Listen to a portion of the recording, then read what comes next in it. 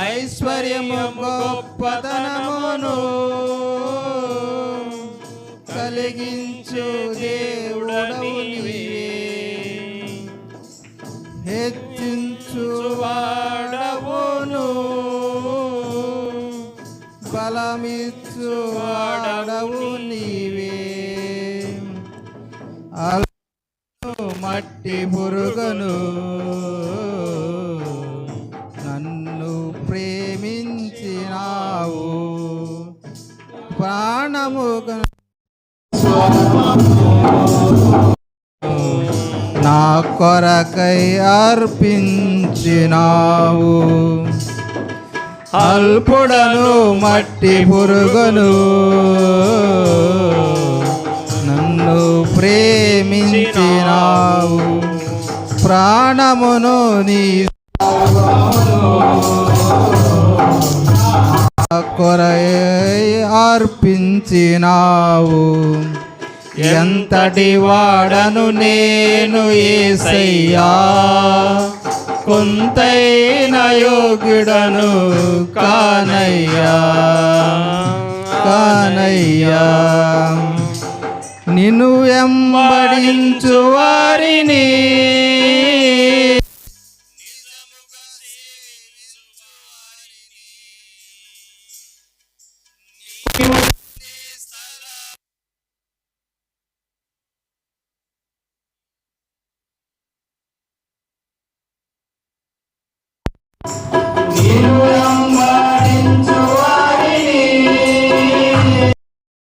నిజముగా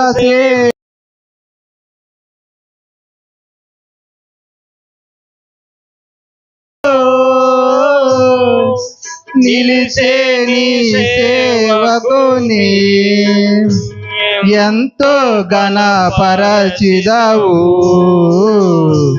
ఆశీర్వదించెదవు. ఎంతో ఘనపరచిదవు. ఆశీర్వదించెదవు. శత్రువుల కంటి ఎత్తుగా అతని తలను పైకెత్తెదవు. ఎంతటి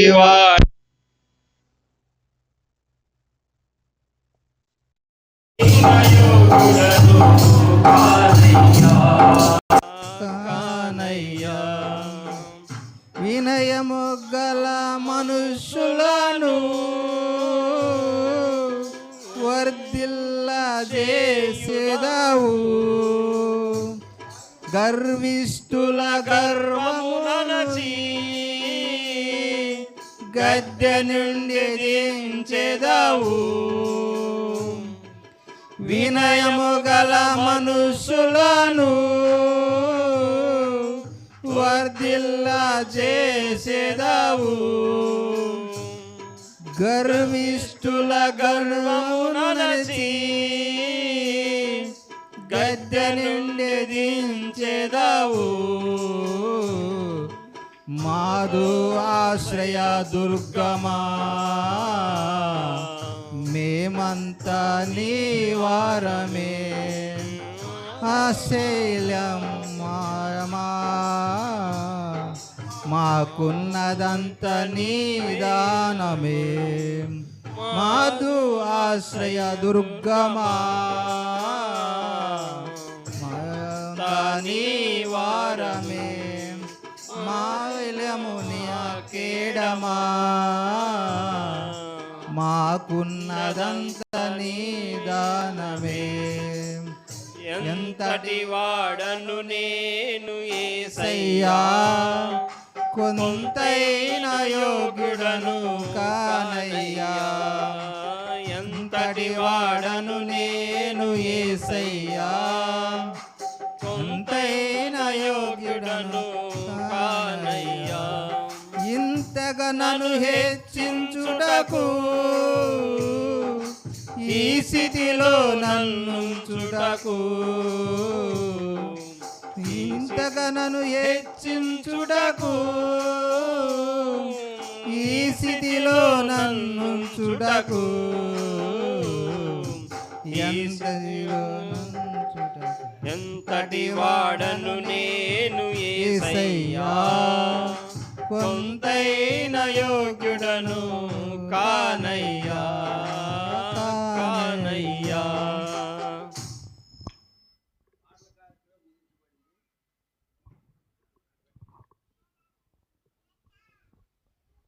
ప్రకటనలు చదువుతారు, శ్రద్ధగా విని ప్రార్థన చేయండి, పాల్గొనండి.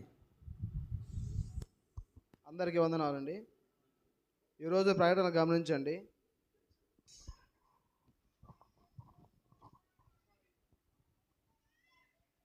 తారీఖు 5వ నెల 2026 ఆదివారం అనగా ఈరోజు ప్రకటనలు. ఈరోజు సాయంత్రం వాసుపల్లి దాసి గారి గృహం వద్ద కుటుంబ ప్రార్థన ఉంది. ప్రార్థించండి, పాల్గొనండి. ఈ నెల 17వ తారీఖు రాత్రి నుండి 19వ తారీఖు రాత్రి వరకు అనగా ఆదివారం రాత్రి నుండి మంగళవారం రాత్రి వరకు ఇనువెన్న గ్రామంలో సభలు జరుగుతాయి. ప్రార్థించండి, పాల్గొనండి. అంటే వచ్చే ఆదివారం నుంచి.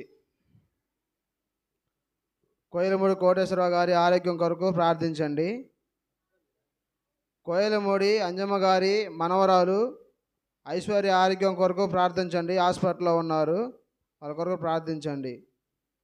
సువార్త నిమిత్తం వాహనం కావాలి, ప్రార్థించండి. పర్చూరి తిరుతమ్మ గారి ఆరోగ్యం కొరకు ప్రార్థించండి. ఉత్తర భారతదేశ సేవా పరిచర్య కొరకు ప్రార్థించండి. అక్కడ పరిచర్య చేస్తున్న వారందరి కొరకు ప్రార్థించండి. రేపు ఎల్లుండి అనగా 11, 12 తారీఖుల్లో కొత్తపల్లి గ్రామంలో సభలు జరుగుతాయి. ప్రార్థించండి, పాల్గొనండి. 12వ తారీఖు అక్కడ మందిరం ప్రతిష్ఠ చేయబడుతుంది. ఇవి ప్రకటనలు.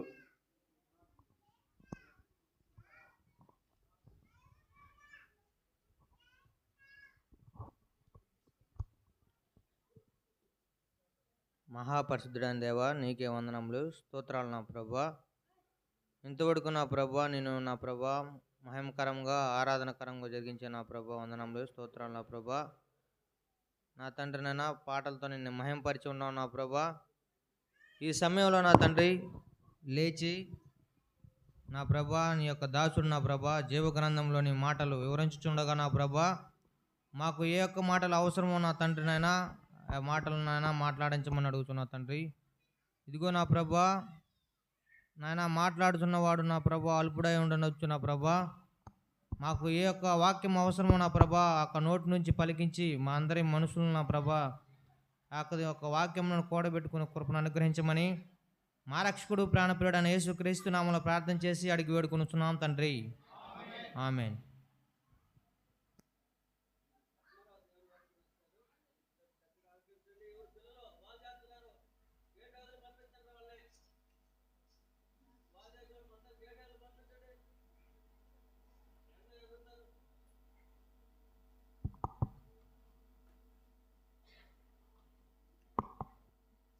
దేవుని పరిశుద్ధ నామానికి మహిమ కలుగునుగాక.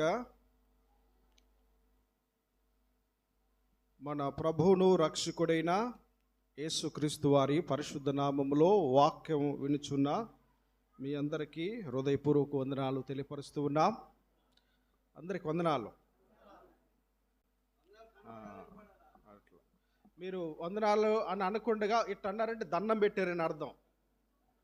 అది దీంతో పాటు వందనాలు అనే మాట కూడా వినపడితే మనిషికి వందనాలు చెప్పినట్టు, మాట వినకుండా అన్నారంటే దండం పెట్టారని అర్థం. ఇప్పుడు నాకు దండం పెడుతున్నారా, వందనాలు చెప్తున్నారా? అదనమాట. ఇది దీనిలో ఉన్న మరం ఇదే, అంతే, ఏమి లేదు. దేవునికి దండం, అదే మనకి వందనాలు. మంచిది. దేవుని వాక్యం మనం ధ్యానం చేద్దాం కొద్ది నిమిషాలు. బైబిల్ గ్రంథం నుండి మనకి పరిచయమైన లేఖన భాగం జ్ఞాపకం చేసుకుందాం. లూకా సువార్త 19వ అధ్యాయము. లూకా సువార్త 19వ అధ్యాయము. చెప్పండి, లూకా సువార్త 19వ అధ్యాయం అనగానే ఎవరు గుర్తుకు రావాలి మనకి? లూకా సువార్త 19 అనగానే మనకి ఒక వ్యక్తి జ్ఞాపకానికి రావాలా? రోజు బైబిల్ చదువుతూ ఉంటే ఇవన్నీ మనకు అర్థమవుతాయి అన్నమాట. అసలు బైబిల్ చదవకపోతే తెలియదు, రాదు. లూకాసు వార్త 19వ అధ్యాయంలోనే జక్కయ్య మనకు జ్ఞాపకానికి వస్తారనమాట. ఈ అధ్యాయంలో ఎన్ని మాటలు ఉన్నప్పటికీ ముందు ముఖ్యంగా జక్కయ్య ఆయన గురించిన అధ్యాయము అని చాలామంది కంఠపాఠంగా సండే స్కూల్ పిల్లల్ని అడిగినా కూడా మరి చెప్తారనమాట. ధనవంతుడైన జక్కయ్య మరి 19వ అధ్యాయంలో ఈయన మనకు కనబడతాడనమాట. ఈయన చరిత్ర ఈ అధ్యాయంలో మాత్రమే మనం చూస్తాం. తర్వాత ఈయన రక్షించబడిన విధానకం, ఆ విషయాలన్నీ కూడా మరి మనము ఇక్కడ చూడవచ్చు. మరి జక్కయ్యని గురించి ఊరక మనం అట్లా జ్ఞాపకం చేసుకుందాం. ఆ తదుపరి కొంచెం లోతుగా ఇంకొంచెం లోపలికి వెళ్దాం. బయట ఉండి చూస్తే ఇల్లు, లోపలికి వెళ్ళి చూస్తే మరి బెడ్రూమ్లు, కిచెను, హాలు, డైనింగ్ ఇవన్నీ ఉంటాయి కదా. బయట చూస్తే ఏం అర్థమైంది, మనకి ఇల్లే అర్థమైంది. కానీ మెయిన్ డోర్ తీసుకుని ఓపెన్ చేసుకుని కానీ లోపల కానీ పోతే లోపల చాలా చాలా సామాన్లు చూడవచ్చు. అంతేనా కదా? బయట రోడ్డు మీద నిలబడి మనం ఇల్లు ఒక్కటే చూస్తాం, కానీ మనం కానీ లోపల కానీ ఆ మెయిన్ డోర్ కానీ ఓపెన్ చేసుకుని లోపల కానీ పోతే ఇంట్లో ఎన్ని చూడొచ్చు అంటే ఆ ఉన్న సామాగ్రి మొత్తం చిన్న చిన్న గ్లాసులతో సహా చూడగలుగుతాం అన్నమాట. ఇవన్నీ మనం చూడాలంటే బయట ఉంటే చూస్తామా? బయట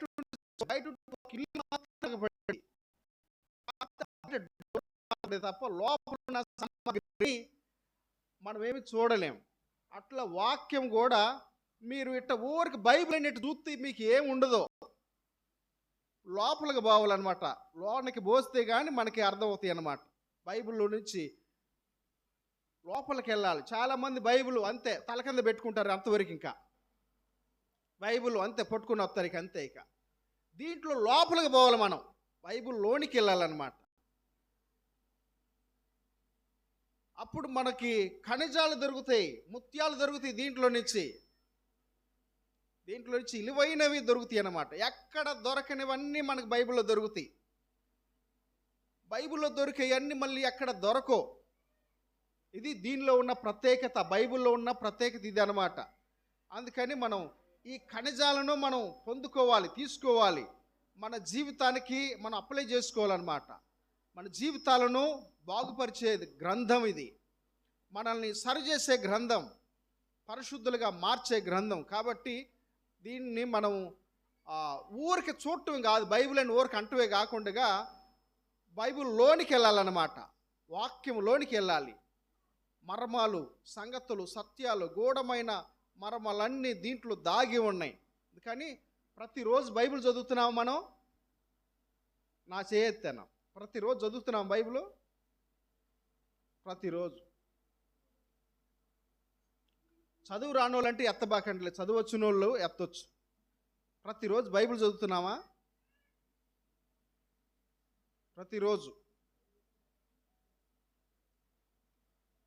ఓడిపోతున్నామా గెలుస్తున్నామా గుర్తు చేసుకోవాలి మనం. ప్రతిరోజు వాక్యాన్ని చదువుతున్నామా?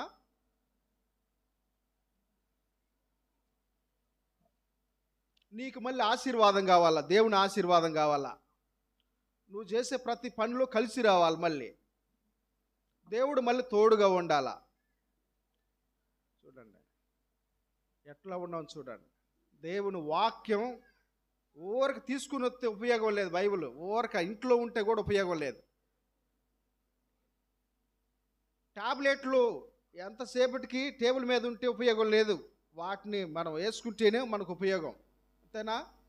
అవి అట్లా ఉన్నాయి, అట్టనే దాగి ఉన్నాయి, అట్లో పెట్టి ఉన్నాయి, అట్టనే ఉన్నాయి, టేబుల్ మీద ఉన్నాయి. కానీ రోగం తగ్గిద్దా? ఏమంటే తగ్గిద్దా? తగ్గదు. వాటిని తీసుకోవాలి మనం, అంతేనా? తీసుకొని వేసుకుంటే తప్ప. అంతే వాక్యం బైబిల్ ఎప్పుడు టేబుల్ మీద అట్టనే పెట్టుంటే ఏం ఉపయోగం లేదు, ఎవరికి ఉపయోగం లేదు. ఎందుకు కొన్నావో అర్థం కాదు. అందరి ఇళ్ళలో ఉన్నాయి కాబట్టి నా ఇంట్లో కూడా ఉండాలని కొనుక్కున్నావు, అంతే. అందుకే మనం కొనుక్కునేది,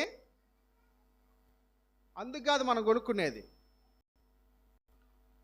ఈ వాక్యం కావాలి కాబట్టి, మనం చదవాలి కాబట్టి, మనం మన ప్రవర్తన దిద్దుకోవాలి కాబట్టి, దేవుని మహిమ కొరకు మనం ఈ గ్రంథాన్ని ఉపయోగపెట్టాలి. ఈ ఏదో అమ్ముతున్నారు, ఏదో ఉండే కాబట్టి, డబ్బులు ఉండే కాబట్టి కొని ఆడ పెట్టుకున్నాం అంతే. ఇక కానీ దీన్ని మనం చదవాలండి. చదివితే మనకు చాలా సంగతులు అర్థమవుతాయి. మన జీవితాలను మార్చే గ్రంథం ఇదే. ఈ రోజు నుంచైనా మొదలు పెట్టండి, ఈ రోజు నుంచైనా.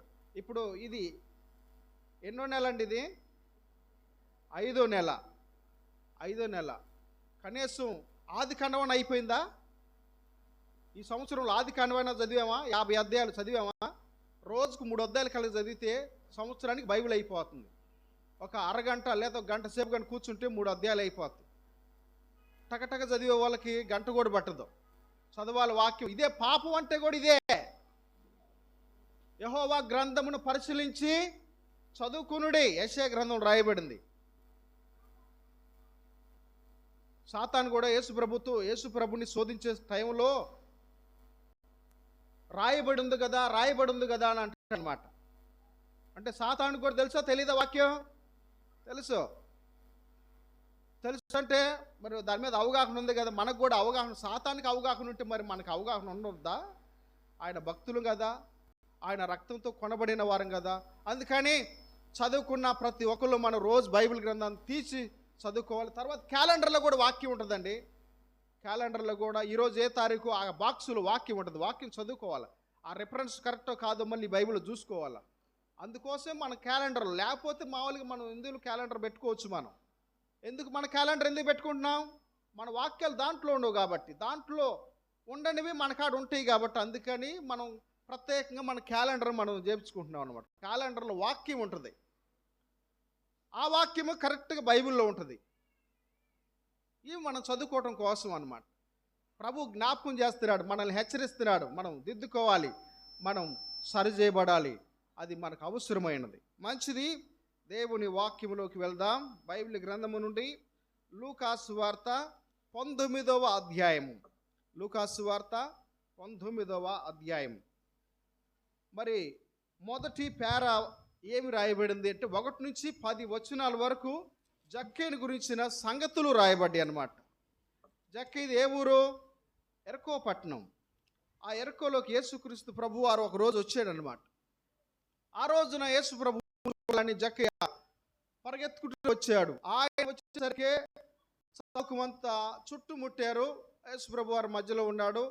అక్కడికి వచ్చాడు కానీ ఆయన పొట్టివాడైన కారణం చేత, జనులు గుంపుగా ఉండటం చేత చూడలేకపోయాను అని రాయబడింది. అంతేగా.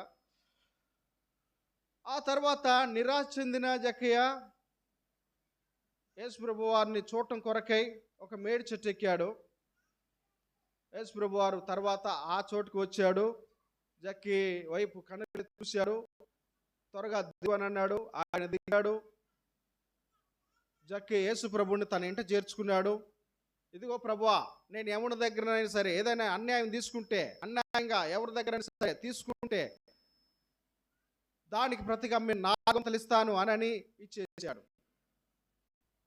అనేకులు ఆయన చూసి సొనుక్కున్నారు. ఈయన పాపైన మనుషుని యొక్క బస్సు వెళ్తున్నాడని చాలామంది సొనుక్కున్నారు. ఆయనను ప్రభువు వెళ్ళాడు, ఆ ఇంటికి వెళ్ళాడు. జక్కయ్య 4 వంతులు ఇచ్చాడు. 1కి 4 వంతులు ఇచ్చాడు. అప్పుడు యేసు ప్రభు వారు ఏమన్నాడు?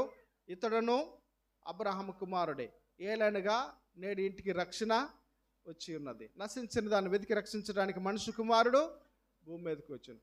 సరే, మంచిది. మరి ఇప్పుడు దాకా నేను అట్లా చెప్పినవన్నీ కూడా దీంట్లో రాయబడిన సంగతులు, దీంట్లో రాయబడినది. మనం కళ్ళ కట్టినట్టుగా కంఠపాఠం కూడా చేసిన వాళ్ళు ఉన్నారు. ఈ వచనాలు సండే స్కూల్ పిల్లలకు కూడా వీటి మీద అవగాహన ఉంది, అనుభవం ఉందన్నమాట. మనకు తెలుసు ఈ వాక్యాలు. ఇప్పుడు మన నిందా నేను జ్ఞాపకం చేసినట్లుగా ఇప్పుడు మన వాక్యం లోనికి వెళ్ళాలన్నమాట. ఇప్పుడు దాన్ని నేను చెప్పిన ఏంటంటే అక్కడ రాయబడిన మాటలు నేను చెప్పాను. ఇప్పుడు దాంట్లో నుంచి ఇప్పుడు ఇంకొంచెం లోపలికి వెళ్ళాలా. ఇప్పుడు మనకి కణజాలు దొరుకుతాయి అన్నమాట. కొన్ని సంగతులు, కొన్ని సత్యాలను మన జీవితాలకు ప్రభు ఏమి అందించనై ఉన్నాడో ఆ విషయాలను మనం జ్ఞాపకం చేసుకుందాం. జాగ్రత్తగా వాక్యం చెప్పేటప్పుడు మీరు అటు ఇటు ఏమి చూడొద్దు. ఇంకా రెండో పని ఏమి లేదు, ఒకే ఒక పని, వాక్యం వినటం, చెప్పడం. అంతే. ఇంకేముందా? ఏమన్నా కాపలే దానికి ఇక్కడ ఏం లేదు. ఇక్కడ ఎవరు సామాన్యుతుంటే ఏం పని లేదు. వాక్యం వినడమే మన పని. అంతే. నిద్రకోండి, మిమ్మల్ని ఇచ్చుకున్నట్లు గట్టిగా మీరే అని అంటారు. కంట్రోల్ ఆఫ్ మనం సర్వ్ చేసుకోవడం కోసం అంతే. సరే, యేసుక్రీస్తు ప్రభువారు యెరికో పట్టణానికి వచ్చినప్పుడు జక్కయ్య అనే వ్యక్తి ప్రభుని చూడాలని మరి చాలా ఆశతో వచ్చాడు. వచ్చిన తర్వాత ఏమి జరిగిందో ఊరిక అట్లా వచ్చినని మీకు జ్ఞాపకం చేస్తాను. చూడండి 3వ వచనం చూడండి. యేసు ఎవరు అని చూడగోరెను. ఎవరు ఈయన? జక్కయ్య. యేసు ఎవరు అని చూడగోరెను గాని పొట్టివాడైనందున జనులు గుంపు కూడి ఉండుట వలన చూడలేకపోయాను. అప్పుడు యేసు ఆ త్రోవను రానై ఉండెను గనుక అతడు ముందుగా పరిగెత్తి ఆయనను ఇక్కడ చూడండి, ఒక మేడి చెట్టు ఎక్కాను అని రాయబడింది. ఒక మేడి చెట్టు ఎక్కాను రాయబడింది. అందరూ చెట్టు కింద ఉంటే, అందరు భూమి మీద ఉంటే, అందరు నేల మీద ఉంటే, ఇప్పుడు జక్కయ్య ఇప్పుడు ఎక్కడ ఉన్నాడు? ప్రత్యేకమైన ఒక స్థలంలో ఉన్నాడు అనమాట. ఎవరు లేరు ఆయనతో పాటు. ఆయన ఒక్కడు మాత్రమే చెట్టు మీద ఉన్నాడు. చెట్టు ఎక్కమని యేసుప్రభు చెప్పలేదు, మరి ఆ ఊరిలో ఎవరు కూడా చెప్పలేదు, కానీ ఆయనే ఎక్కాడు అనమాట. ఎందుకు ఎక్కాడు మనకు తెలుసు కదా, యేసుప్రభు కోసం ఎక్కాడు అనమాట. మనం ఇట్లా ధ్యానం చేస్తూ ఉన్నప్పుడు మనకు కొన్ని ప్రశ్నలు వస్తాయి అన్నమాట. అసలు జక్కయ్య ఎందుకు ఎక్కాడు అని అంటే,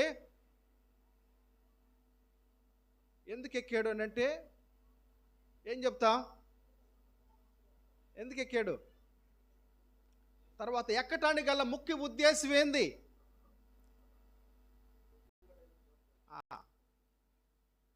ఇట్లా మనకి బైబిల్ చదువుతున్నప్పుడు ఎన్ని క్వశ్చన్లు వస్తాయి అన్నమాట. జక్కయ్య ఎందుకు వచ్చాడు? ఎందుకు ఎక్కాడు? యేసుప్రభు కోసం వచ్చాడు. మరి వచ్చినప్పుడు చూడటానికి అవకాశం లేకుండా పోయింది. ఇప్పుడు ఎందుకు ఎక్కాడు? యేసుప్రభుని చూడటం కొరకు ఎక్కాడు. ఆయన ఉద్దేశం ఏంది? మరి అసలు ఆయన ఉద్దేశం ఏంది అని అంటే యేసుప్రభుని చూడాలా. ఆ ఉద్దేశం చేతనే ఆయన అక్కడ ఎక్కుచున్నాడు అనమాట. యేసుప్రభు వారు వాళ్ళందరితో మాట్లాడి వాళ్ళని స్వస్థపరిచి, వాళ్ళకి చెప్పాల్సిన మాటలని చెప్పి, రోగాలు కుదిరించి, వారికి అద్భుతమైన మాటలు బోధించి, తర్వాత ఆ త్రోవన వస్తా ఉన్నాడు అనమాట. వచ్చి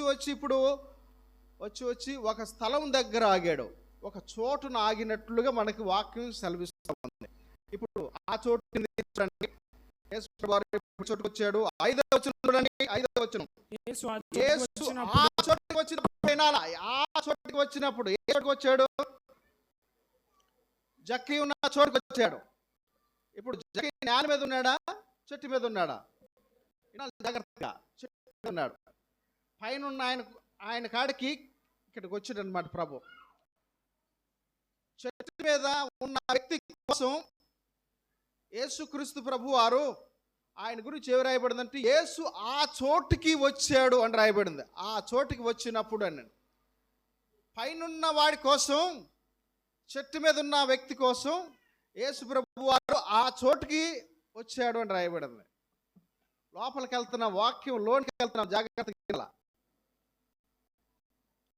ఇవే ధ్యానాలంటే ఇవే. ఆ సభను ముగించి ఇక్కడ ఒక 2వ మీటింగ్ పడింది అనమాట ప్రభువుకి. మళ్ళీ ఇక్కడ ఒక పంచాయతీ పడింది. మళ్ళీ ఒకడు అందరు భూమి మీద ఉంటే ఒక వ్యక్తి ఆడున్నాడు. ఇప్పుడు ఆయన దించటం కొరకు అక్కడి నుంచి ఇప్పుడు ఈ చోటుకు వచ్చాడు అనమాట ప్రభు. పైనున్న వ్యక్తిని దించటానికి యేసు ప్రభు వారు ఆ చోటుకి వచ్చాను. 5వ వచనం రాయబడిందా? యేసు ఆ చోటుకి వచ్చినప్పుడు ఆ చోటుకి రావాల్సి వచ్చింది. ఆయన ఎందుకు వచ్చాడు? ఇప్పుడు ఆ చోటుకి ఎందుకు వచ్చాడు? ఇది ఒక ప్రశ్న. మళ్ళీ యేసు ప్రభు వారు ఆ చోటుకు వచ్చాడంటే ఎందుకు వచ్చాడు? అసలు ఎవరి కోసం వచ్చాడు?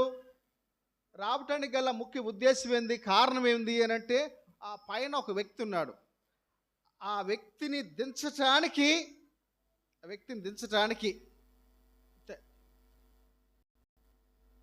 ఎక్కాడు. ఏ వచనంలో ఎక్కాడండి? 3వ వచనంలో ఎక్కాడు. ఎక్కిన ఆయన కాడికి 3-4 వచనాల్లో ఎక్కినట్లుగా మనం చూస్తాం. ఎక్కిన ఆయన కాడికి యేసుక్రీస్తు ప్రభువారు వచ్చాడు. జక్కయ్య చెట్టు ఎక్కినట్లుగా చాలామంది నేటి కాలంలో చెట్ల మీద ఉన్నారన్నమాట. చాలామంది చెట్ల మీద ఉన్నారు. ఈయన ఎక్కటానికి కారణం ఉంది. ఆయన ఆ చెట్టు మీద ఉండటానికి కూడా ఒక కారణం ఉంది. ఏ కారణం లేకుండా కొంతమంది చెట్లు ఎక్కి కూర్చుంటారన్నమాట. ఏ కారణాలుండో అవుండే, ఏ కారణాలుండో. జక్క ఎక్కిన చెట్టు ఏం చెట్టు? ఆ చెట్టు పేరు తెలిసింది, కారణం కూడా తెలిసింది మనకి. జక్కని గురించిన కారణాలు ఉన్నాయా లేవా? అసలు ఏ కారణం లేకుండా ఎక్కలేదు. ఏ చెట్టు ఎక్కాడు అనేది కూడా మనకు స్పష్టంగా ఉంది. కొంతమంది ఎక్కుతారనమాట, అంతేక ఎందుకు ఎక్కారో అర్థం కాదు. ఎక్కారు అంటే కొంతమంది ఎక్కించుకున్నారు అని అంటారు. ఏమి జరిగిందో తెలీదు, ఏముండదు. కొన్నిసార్లు చిన్న చిన్న విషయాల్లో ఎక్కించుకుంటారు. చిన్న విషయాల్లో ఎక్కించుకుంటారండి. అమ్మా తీసుకుపోయి ఆయనకి ఇవ్వండి, ఆమెకి ఇవ్వండి అని అంటే వాళ్ళు మాతో బలకరు. మరి నువ్వు బలుకుతావా? నువ్వు బలుకు. ఇప్పుడు ఎట్లా ఉన్నారు చూడండి. చెట్ల మీద ఉన్నారు, కింద ఉన్నారా? ఇక దీని ఆత్మీయమైన అర్థం ఇదే. ఇంకా ఆత్మీయమైన అర్థాలు ఇయే. జక్కయ్య ఎక్కాడంటే కారణం ఉందా లేదా? జక్కయ్య ఎక్కాడంటే సృష్టికర్తైన ప్రభు కొరకు ఎక్కాడు. అసలు ఆయన ఎక్కిన దాంట్లో దోషం ఏమైనా ఉందా? ఏమీ లేదు. అసలు ఏందయ్యా నీ యొక్క ముఖ్య ఉద్దేశం ఏంది అని అంటే మొత్తం చెప్పడానికి కూడా ఆయన కాడ ఆన్సర్ ఉందన్నమాట, జవాబు ఉంది. మరి మన కాడ ఉందా? ఏ విషయంలో అలా ఉన్నాము? ఏ విషయంలో మనం అట్లా ఉన్నాము?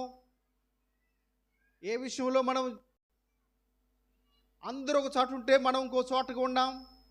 అందరు కింద ఉంటే ఒక ఆయన పైన ఉన్నాడు అన్నమాట. కొన్ని సందర్భాలు అంతే ఉంటారు చాలామంది. సరే, అట్లా ఉండటానికి మనం ఏమన్నా అవిశ్వాసులం అయితే పర్లేదు. మనం యేసుప్రభు రక్తంలో కడగబడిన వారం, విమోచించబడిన వారం, పరిశుద్ధులుగా ఉండటానికి పిలువబడిన వారం. మనం అలా ఉండరాదు. మనం అలా ఉండటానికి కాదు ఆయన మనల్ని పిలిచింది. కూర్చున్నాడు అన్నమాట. అక్కడ కూర్చుని చాలామంది అట్లా ఎక్కి అట్టనే ఉండిపోయారన్నమాట. అట్టనే ఉండిపోయారు. అట్టనే ఇప్పుడు ఆ జక్కయ్య అట్టనే కానీ ఉంటే ఆయనకి భోజనం ఏమైనా దొరికిందా చెట్టు మీద? నీళ్ళు ఏమైనా ఉంటే చెట్టు మీద? ఏముండవు. వినండి, అలిగితే ఏముండదు. దేవుని సన్నిధిలో మనకేం దొరకదు. ఏమి దొరకదు మనకు అలిగితే. నేను ఇంతే అన్నట్లుగా మనం ఉంటే మనకి ఏమి దొరకదు.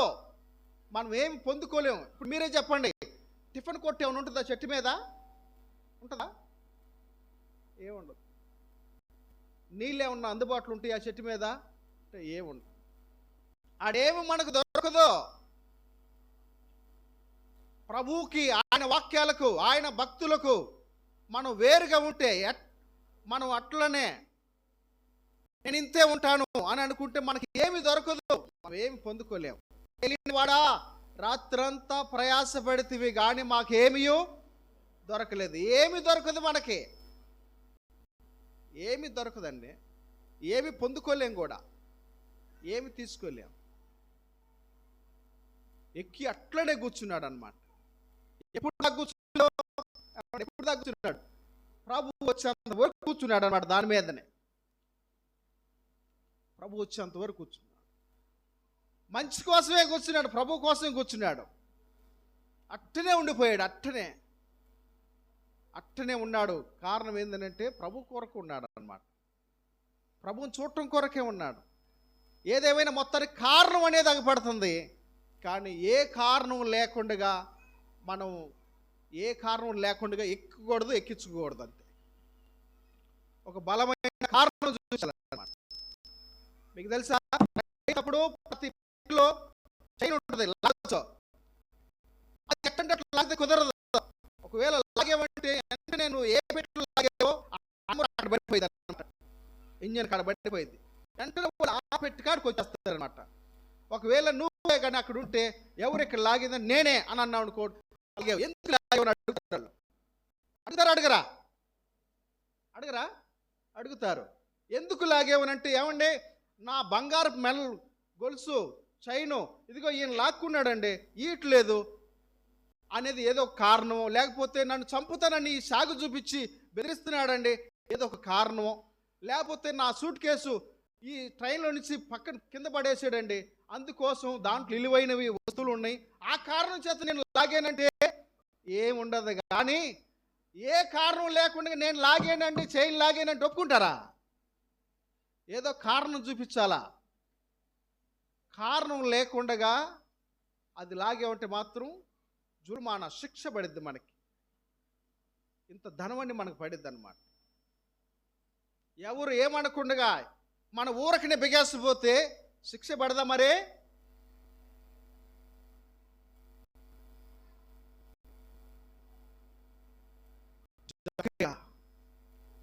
ఆయన ఎక్కాడు, కారణం ఉంది. అట్టనే ఉండాడు, కారణం ఉంది. మన దానికి కూడా ఒక కారణం ఉండాలన్నమాట. ఆయన అడిగి చెప్తాడు ఫలాందేనండి. విశ్వాసులు మనం యేసుక్రీస్తు ప్రభువుని నమ్ముకున్న వారు. మేక రక్తం, గొర్రెల రక్తం కడగబడే, మంత్రుల రక్తంలో కూడా కాదు, అమూల్యమైన రక్తం, నిర్దోషమైన రక్తంలో కడగబడిన వారు మనం. శుద్ధ సువర్ణం అండి ఆయన రక్తం, శుద్ధ సువర్ణం. అందుకని మనం పరిశుద్ధులుగా చేయగలిగింది. చేయబడిన తర్వాత కూడా, కడగబడిన తర్వాత కూడా మళ్ళీ నేను ఇంతే ఉంటాను అని అంటే ఉపయోగం ఏముంది చెప్పండి? ఎక్కి కూర్చున్నట్లుగా ఎవరి కోళ్ళు అట్లా ఎక్కి కూర్చున్నాం అనమాట. ఎవరి కోళ్ళు అట్లా ఉండిపోయాం. కానీ బైబిల్ గ్రంథం మనల్ని ప్రశ్నిస్తూ ఉంది. ఎందుకు అట్లా ఉన్నావు, ఎందుకు అట్లా ఎక్కావు అని ప్రశ్నిస్తాము. జక్కి ఆ చెట్టు ఎక్కినట్లుగా, అంటే కోపం అనేది ఒక చెట్టు, నేను ఇంతే ఉంటాను అన్నది ఒక చెట్టు, నేను పలకను అనేది ఒక చెట్టు, నేను మారను అనేది ఒక చెట్టు, నేను పాను అనేది ఒక చెట్టు. మీరు చెప్పండి, జక్కి ఎక్కి చెట్టు ఏం చెట్టు? ఇప్పుడు ఆ చెట్టు 1 మీటర్ అవతలకి పోయిద్దా? చెట్టు ఏం బాదు, అది ఎక్కడుందో అక్కడే ఉంటుంది అన్నమాట. అట్టుండిపోయారన్నమాట. ఇంక అట్టనే ఉంటున్నారు. ఇక ఎన్ని సంవత్సరాలు కానీ ఇరిగితే తప్ప అది కదిలి అవతల పోయిద్దా? కాదు. ఇప్పుడు విశ్వాసులు కూడా మనం అట్టనే ఉన్నాం. వాళ్ళ ఇంటికాడ కుటుంబ ప్రార్థన పెట్టారని, నేను రానా ఇంటికైతే నువ్వు ఒక చెట్టు ఎక్కి కూర్చున్నావు, అలాంటికి మేము పోయేది ఏంది అంటే నువ్వు చెట్టు మీద ఉన్నావని అర్థం. ఇప్పుడు మీరు చెప్పారు కదా, ఆ చెట్టు కదిలిద్దా? కొమ్మ అయితే ఊరికి అటు ఇటు ఊగిద్ది, కానీ ఊగటమో జరిగిద్ది, లేకపోతే ఎరగటమో జరిగిద్ది తప్ప అది ఆ ఊరు నుంచి ఈ ఊరికి మారటానికి అసలు 1 మీటర్ కూడా, 1 అడుగు కూడా అవతలకు పోవటానికి లేదంతే. దాని జీవనం కొరకు ఏర్లు పోతాయి, అవతలకి పోతాయి తప్ప చెట్టు మొద్దు మాత్రం అట్టనే ఉంటుంది. నువ్వు ఏ స్థలంలో నాటుతావో 10 ఏళ్ళ తర్వాత వచ్చిన తర్వాత ఆ చెట్టు అలాగే అక్కడ అదే ప్లేస్లో ఉంటుంది. కానీ ఢిల్లీలో నాటితే బొంబాయి పోద్ది చెట్టు, అట్టేం పోదు. ఆ చెట్టు పోనట్టుగానే నువ్వు కూడా పోవట్లేదు అసలు, ఏడగ బావు.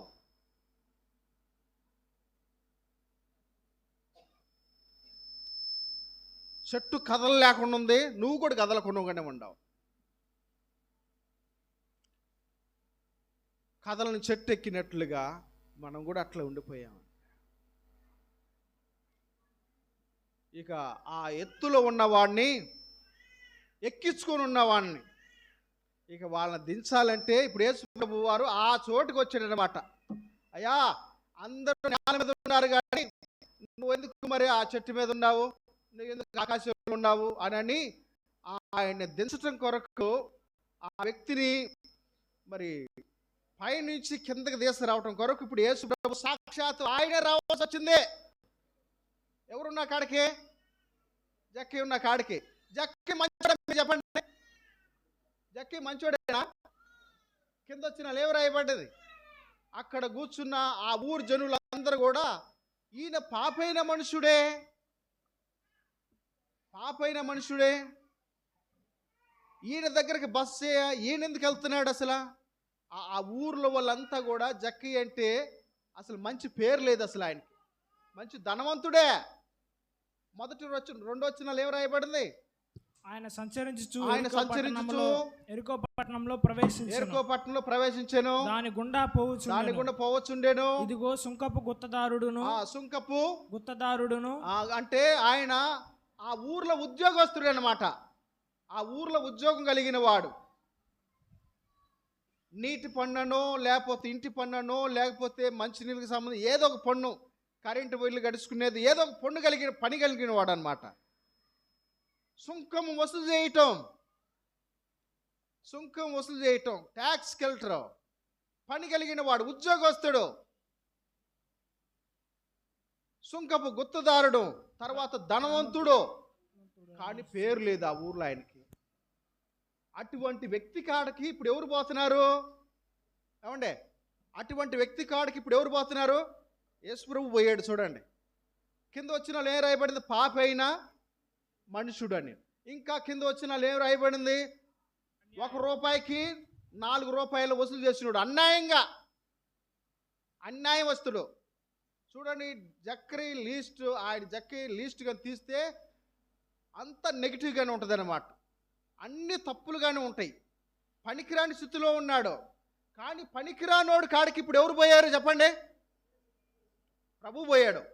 పనికి రానోడు కాడికి, ఎలివేయబడిన వాడు, ఎన్నిక లేనివాడు, సరిలేనివాడు, ఆ వ్యక్తి కాడికి ఇప్పుడు 5వ వచనంలో రాయబడింది? యేసు ఆ చోటుకి వచ్చినప్పుడు, ఆ చోటుకి అయ్యమ్మ వాళ్ళ ఇంటికి పంపండి, ప్రార్థన పెట్టుకుని మీరు పోతే పోండి, నేను రాను, పో అసలు రాను, నేను ఎందుకు వస్తాను అసలు ఆడికి?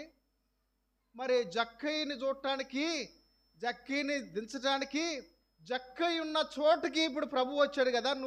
నేను అడుగుతున్నాను, మరి మనమంతా కూడా మరి ప్రభు కంటే గొప్పవారమా? మన ప్రభు కంటే గొప్పవారమా? జక్కయ్యలో ఏమైనా మంచి లక్షణం ఉందా? ఏమి లేదు. మరి ప్రభు తగ్గించుకొని అక్కడ పోయాడా లేదా? పోయాడు.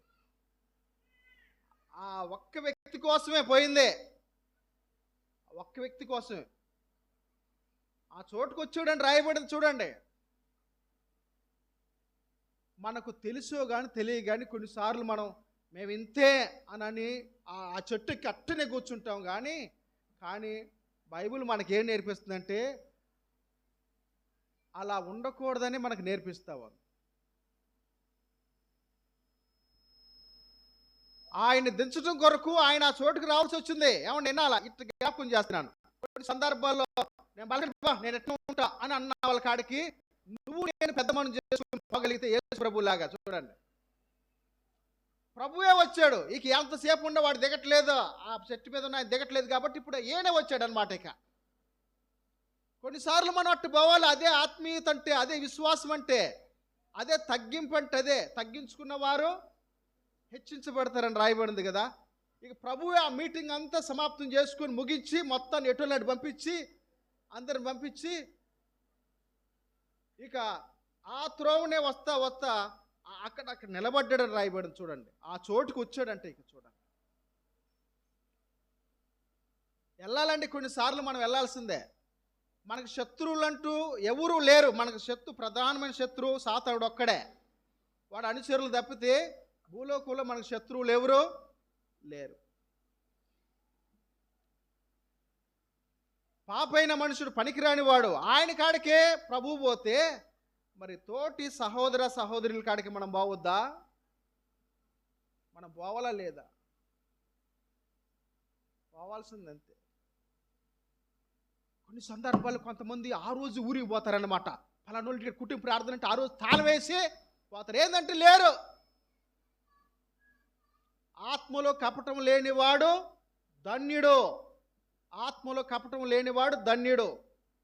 కపటం లోపల ఉంది, ఉంటే వాళ్ళ ఇంటికి మనం రావాలా, ఉంటే పోవాల్సిందే, ఉంటే ఆయన ఒప్పుకోడు, లేకపోతే అని అనుకోని ఆ రోజు అసలు ముఖం తప్పితే పోయా.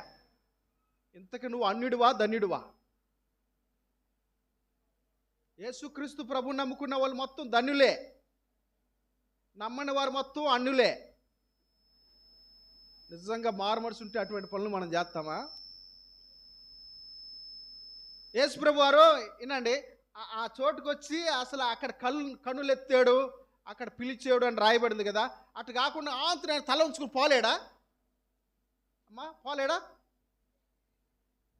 ఆ త్రోవ పక్కనే ఉంది ఆ చెట్టు. ఆయన తలెత్తకుండగా మలకుండగా పోలేడా?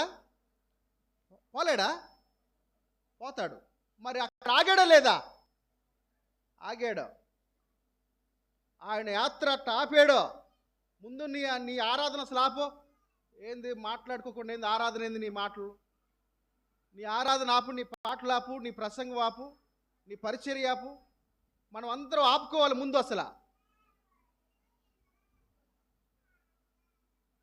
ముందు ఆయన సంగతి ఎందుకు చూస్తున్నాడు అనమాట ముందు. అసలు తర్వాత పని చాలా ఉంది. ముందు అసలు అనేది కిందకు దించాలని ముందు అసలు అక్కడ ఆగాడు అనమాట ఆయన. కొన్ని సందర్భాల్లో ఇట్లా జ్ఞాపకం చేస్తున్నాను. ముందు మనం పరిచర్యలు, మన ఆరాధనలు, మన పాటలు ఈ యాపాల ముందు యాపి ముందు అసలు మనం మన సహోదరులు అందరూ కూడా ఐక్యతగా ఉన్నామో లేదనేది ముందు ఇది ఈ జడ్జిమెంట్ తేలాలన్నమాట. ఈ పంచాయతీ ముందు మనకి ఉండాలి. ఎందుకంటే సమాధానం లేకుండా ప్రభు మన మధ్యలో ఉండడు. మన ఇష్టాన్ని నెరవేర్చుకుంటా మనం చేసుకోని పోవచ్చులే, కానీ ఉపయోగం ఏముండదు.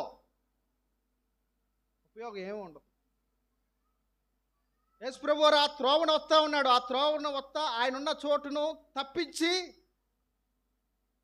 వెళ్ళిపోవచ్చు, అవతలకు వెళ్ళిపోవచ్చు. కానీ ప్రభు మనకు మార్గం, ప్రభు మనకి ఒక మాదిరి మనకు నేర్పిస్తున్నాడు. ఇదిగో మీరు ఎట్లా ఉండాలి అని మనకు నేర్పిస్తున్నాడు అనమాట. మనకు బోధ చేస్తాడు. ఈ మధ్యాహ్న కాల సమయంలో మనకు సందేశాన్ని అందిస్తూ ఉన్నాడు. నువ్వు నేను ఒకవేళ గిట్టని వ్యక్తి, పలకని వ్యక్తి, మనం అంటే పడని వ్యక్తి, ఆ ఇంటికాడికి వచ్చిన తర్వాత బండి స్పీడ్ వెళ్తావా లేకపోతే అక్కడ వెళ్తావా? అవునండి? లేకపోతే ఆడుకొచ్చేసరికి మొహం తిప్పుకుంటావా? లేకపోతే ఆడుకొచ్చిన తర్వాత హలో హలో హలో అనుకుంటే ఇటు కూడా పోతుంటావా? కొంతమంది పోతుంటారనమాట. అక్కడికి వచ్చిన తర్వాత మొహం తప్పియాలని మనం చేస్తుంటాం. నేనేమంటానంటే, మనం ఇక్కడ కూర్చున్న ఎవరు కూడా పండితులు కాదు, అంటే అంత తెలిసిన వారు ఏమి కాదు. వాక్యంలో నుంచి మనం నేర్చుకుంటున్నాం. ఎవరు పరిపూర్ణులం కాదు ఇక్కడ. మనం ఈ ప్రపంచంలో విశ్వాసంలో పరిపూర్ణులు ఎవరు లేరు, భక్తులు ఎవరు లేరు. అయితే యేసుప్రభు ఒక్కడే పరిపూర్ణుడు, పరిశుద్ధుడు. ఆయనను బట్టి మనం సరిచేయబడుతుండాలి, దినదినం సరిచేయబడుతుండాలా. ఆయనను బట్టి మనం దిద్దుకుంటుండాలా. ఎవరు గొప్పవాళ్ళం కాదు మనం. మన ప్రభువు గొప్పవాడు, మన ప్రభువు గొప్పవాడు. కాబట్టి ఆయనను చూసి ఆయన మనకు చూపించిన మాదిరి వచ్చి వెళ్ళిపోవచ్చు, తల తీసుకుని వెళ్ళిపోవచ్చు. నాకెందుకు, దిగితే నాకెందుకు, దిగపోతే నాకెందుకు, ఎప్పుడు ఎక్కితే నాకెందుకు, ఎట్టుంటే నాకెందుకు అని వెళ్ళిపోవచ్చు, సాగిపోవచ్చు. కానీ ప్రభు చూడండి, ఆ చోటుకి వచ్చాడని రాయబడింది. చూడండి, యేసు ప్రభు వారు రావటమైందండి. అసలు ఆయన కాడికి రావటమైంది. నేను మంచోడా ఏంది, వాడు దుర్మార్గ వాళ్ళ ఇంటికి నేను ఎందుకు వస్తాను అని అంటారు కొంతమంది. అవునా కదా? అసలు వాళ్ళ మొహం కూడా చూడపో అంటారు కొంతమంది. మనం ప్రభుని నమ్ముకున్న వాళ్ళు అట్లా అసహించుకోవచ్చా? ఒకవేళ యేసు ప్రభు వారు కానీ భూలోకాన్ని అసహించుకుంటే ఈ ధన్యత మనకు వచ్చేదేనా? మీరు చెప్పండి. ఈ ధన్యత ఈ భూలోకంలో పరిశుద్ధుడు అనే వాళ్ళు ఎవరైనా ఉన్నారా ఈ భూలోకంలో? అంటే ఇక చిన్న అబద్ధం కూడా ఆడకుండా బ్రతికే వాళ్ళు ఎవరైనా ఉన్నారు భూలోకంలో? ఎవరు లేరు. ఇంత లోపం లేదండి ప్రతి పలానా మనిషి అనడానికి ఏమైనా ఉందా? లేదు అసలు. దేవుని దృష్టికి ప్రతి మనిషి అపరాధే. మరి అయినను పనికిరాని మనల కోసం పనిగట్టుకొని దేవాతి దేవుడు యెషయా గ్రంథం 6వ అధ్యాయం 3-4 వచ్చిన ప్రకారంగా పరిశుద్ధుడని కొలవబడిన ఆయన మానవులను మనం ప్రేమించి మనల్ని రక్షించటం కొరకు ఆయన ఈ భూలోకానికి యేసు క్రీస్తు అనే పేరిట శరీరం దాల్చి, వాస్తవానికి దేవునికి శరీరం ఉండదు తెలుసా? యోహాను సువార్త 24 వచనంలో దేవుడు ఏం రాయబడింది ఇక్కడ? దేవుడు ఆత్మ. వాస్తవానికి దేవుడు ఆత్మ. అయితే మనుషులు శరీరంతో ఉన్నారు కాబట్టి, శరీరధారులుగా ఉన్నారు కాబట్టి ఆయన కూడా శరీరధారిగా రావాల్సి వచ్చాను. యోహాను సువార్త 1వ అధ్యాయంలో 14 వచనంలో కాబోలు రాయబడింది. ఆ వాక్యము శరీరధారై, ఆది కాండంలో వాక్య రూపంలో, పాతనేమో వాక్య రూపంలో ఉన్న దేవుడు క్రొత్త నిబంధనకు వచ్చేసరికి శరీరాన్ని దాల్చి మన మధ్యకి వచ్చాడండి. మనల్ని రక్షించడం కొరకు వచ్చాడు. నేనెందుకు రావాలి పో అసలు మీకోసం అని కానీ ప్రభు అంటే, ఏమండే నేనెందుకు రావాలి పోండి, మీ కర్మ మీ సావు మీరు చావండి, పాపం చేసింది మీరు, పాతాలని పోవాల్సింది కూడా మీరే, నాకెందుకు అని కానీ ప్రభు కానీ అట్టనే కానీ ఉంటే ఇక్కడ మనం కూర్చొని మనం పాట పాడతామా? ఇక్కడ కూర్చొని ఆరాధన చేస్తామా?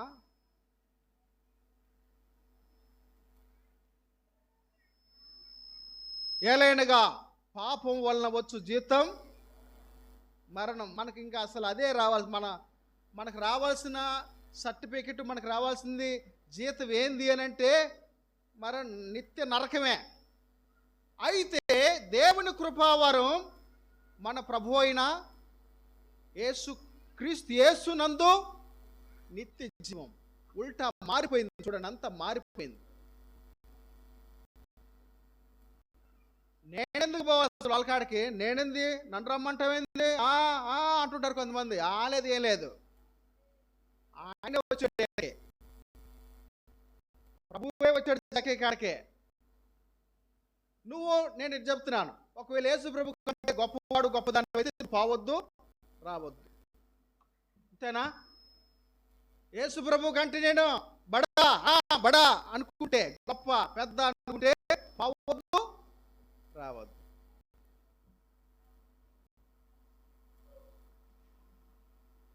కానీ కాదే,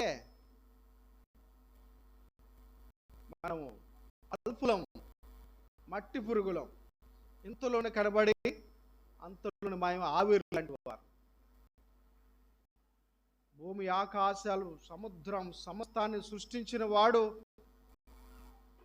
ఎంత తగ్గింపుని మనకు చూపించాడో చూడండి. ఈ భూలోకులు ఉన్న మనకు అందరికీ ఎంత మాదిరి చూపించాడో చూడండి. మేము చాలా వండుకుంటాం, ఏంది వాళ్ళు వండితే మేము తినేదేంది, వాళ్ళ ఇంటికి మేము వచ్చి మేము తినేదేంది, ఉంటాయి చాలా ఉంటాయి. కానీ ప్రేమతో పిలిచారు వాళ్ళు మనల్ని. వాళ్ళంటే పడదో గిట్టదు, అయినను ప్రభు కోసం మనం పోవాల్సిందే. వాస్తవానికి మనం అంటే ప్రభువుకి పడదో లెక్క అయితే, ఆయనదేమో పరిశుద్ధత డిగ్రీ అంతా, మనదేమో లేచిన కానీ అబద్ధాలే. కానీ యోహాను సువార్త 3వ అధ్యాయం 16వ వచనంలో రాయబడింది, దేవుడు లోకమును ఎంతో మనం అందరిని ప్రేమించాడు అన్నమాట. ఎందుకు పనికిరాని మనల్ని ప్రేమించాడండి, మన కోసం వచ్చాడండి. ఇప్పుడు మనం కూడా అట్లా చేయాలని ప్రభు మనకు మాదిరి పెడుతున్నాడు. ఒరే బాబు చూడండి అయ్యా, మీకోసం నేను అక్కడి నుంచి వచ్చాను రా అంటున్నాడు. చూడండి అయ్యా, అది కూడా కాకుండా వాడు ఒక చెట్టు మీద ఉంటే ఆయన తెచ్చటం కొరకు నేను ఆ చోటు కూడా వచ్చాను అయ్యా అంటున్నాడు. నేను ఇట్టనే ఉంటాను అని ఒకవేళ జక్కయ్యాన్ని అట్టనే కానీ ఉంటే ఏమైనా దొరికిద్దా తినటానికి? సరిగా నిద్రపోవటానికి ఏమన్నా మంచి ప్లేస్ అది చెట్టు మీద కాదు.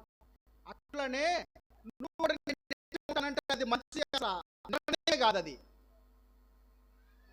మీరే చెబుతున్నారుగా, ఒకవేళ నిద్రలో కానీ కానీ ఒకవేళ జక్కయ్య ఉంటే నిద్రలో తూలి కింద పెడితే ప్రమాదం కాదా?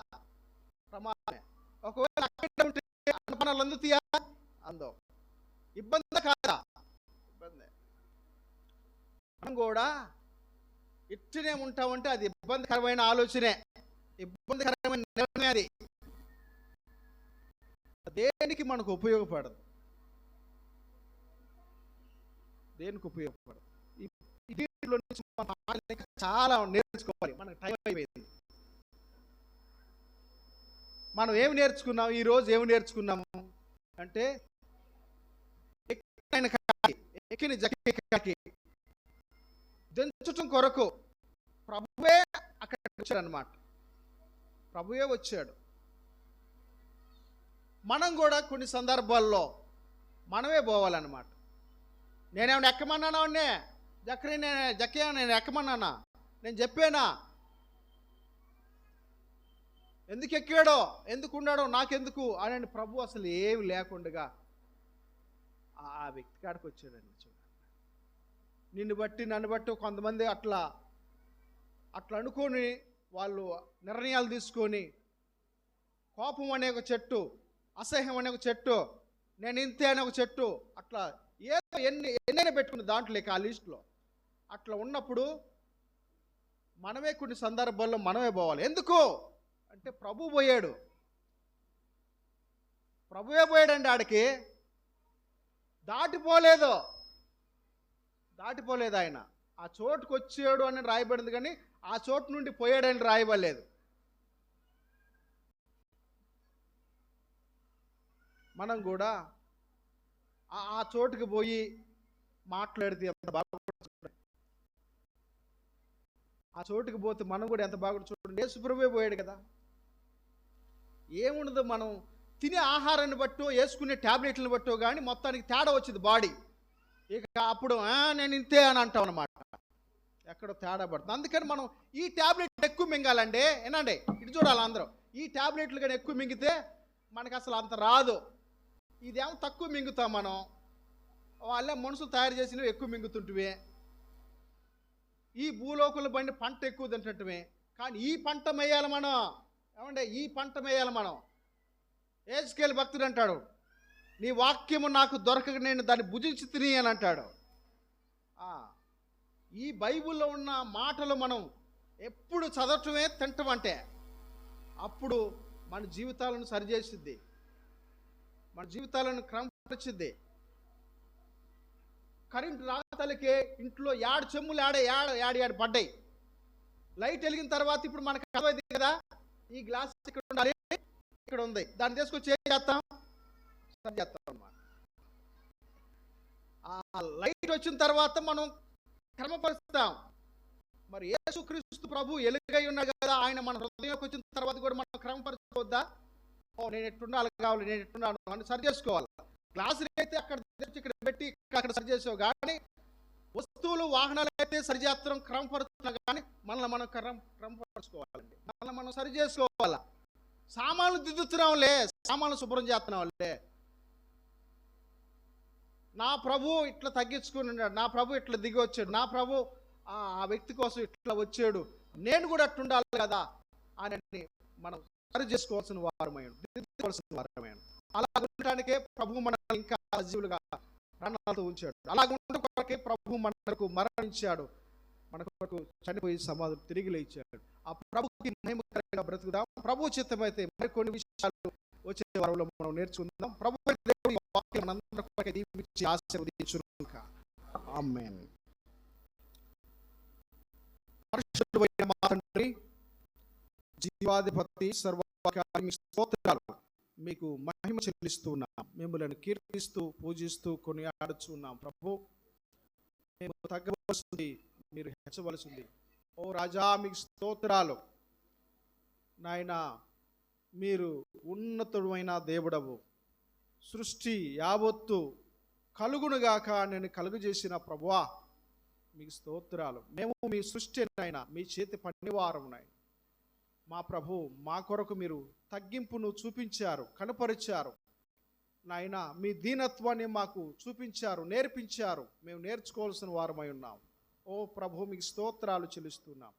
కృప చూపండి. జక్కి విషయంలో మీరు మాకు అందించిన పాఠాలను బట్టి మీకు స్తోత్రాలు చెల్లిస్తూ, ఏ విషయంలో తప్పిపోతూ ఉన్నామో, తొలగిపోతూ ఉన్నాం, ఆ విషయాల్లో మమ్మలను దిద్దండి, సరిచేయండి. మీ చేసిన ప్రియ సహోదర సహోదరులందరినీ పేరు పేరున మీరే ఆశీర్వదించుకోండి. సంఘ సరిహద్దులు విశాలపరచండి. మీకే మహిమ చెల్లిస్తూ మా ప్రభువును రక్షకుడైన యేసు క్రీస్తు వారి పరిశుద్ధమైన నామములోనే స్తుతించి ప్రార్థిస్తున్నాము తండ్రి. ఆమేన్. ఆమేన్. మంచిది, చక్కని సందేశం విన్నాం మనం. మరి చెట్టు ఎక్కినటువంటి వాడు జక్క దిగి తన ఇంటికి యేసుక్రీస్తు ప్రభువుని చేర్చుకున్నాడు సంతోషంగా. అలాగే మనం కూడా ఏ విషయంలో మనం చెట్టు ఎక్కినటువంటి విషయాలు దిగి మరి సంతోషంగా ఉండాలని తెలియపరిచినందుకు సంఘపక్షంగా పద్మారావుకి వందనాలు చెల్లిస్తున్నాం. మరి ఈ సమయంలో ధనేష్ పుట్టినరోజు సందర్భంగా మరి పలహారం ఉంది, దానికోసం ప్రార్థన చేద్దాం. వచ్చే గురువారం బండారు రమేష్ గారి దగ్గర కుటుంబ ప్రార్థన ఉంది, ప్రార్థన చేయండి, పాల్గొనండి. ఇప్పుడే చెప్పినటువంటి సంగతి ఇది, గుర్తుపెట్టుకోండి. వచ్చే గురువారం బండారు రమేష్ గారి దగ్గర కుటుంబ ప్రార్థన ఉంది. పలహారం కొరకు ప్రార్థన చేద్దాం. ఎన్నో పుట్టినరోజు ఇది? 19 వెళ్ళిపోయి 20 వచ్చింది. ప్రార్థన చేద్దాం. పరిశుద్ధుడ ప్రేమగా తండ్రి, ధనేష్ కొరకు ప్రత్యేకంగా ప్రార్థిస్తున్నాం. 19 దయా కిరీటాలు మీరు ధరింపజేశారు మా ప్రభువా నాయన. మరి 20వ సంవత్సరంలో ప్రవేశించుండగా ఈ సంవత్సరం అంతా నీ యొక్క సన్నిధిలో దేవుని దయందును మనుషుల దయందును వరుదుటకు సహాయించండి. పుట్టినరోజు సందర్భంగా మరి మందిరంలోనికి ఆ బిడ్డ మరి పలహారమును తీసుకొచ్చారు. ఈ పలహారాన్ని దీవించండి, ఆశీర్వదించండి, పంచుచుండగా ఆశీర్వదించండి. ఆ బిడ్డకి దీర్ఘాయువును సుఖజీవముతో గడుపు సంవత్సరంలోనూ దయచేసి చిరకాలం యెహోవా మందిరంలో నేను నివసిస్తానని దావీదు అన్నట్లుగా నీతో సహవాసం కలిగి